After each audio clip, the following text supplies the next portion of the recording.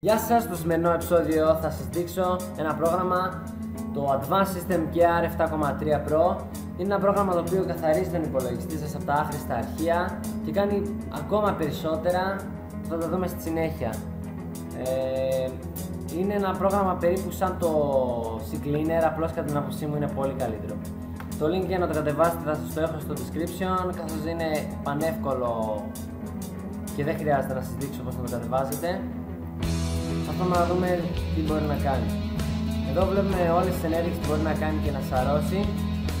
Επίσης μπορούμε να βάλουμε σε turbo προώθηση τον υπολογιστή μας, που το κάνει πιο γρήγορα.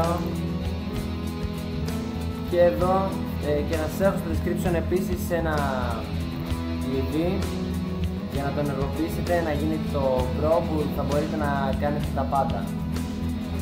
Αυτό ήταν το βίντεό μου, All About Tech. Όποιος θέλει αφήνει ένα σχόλιο, κάνει like, subscribe. Γεια σας!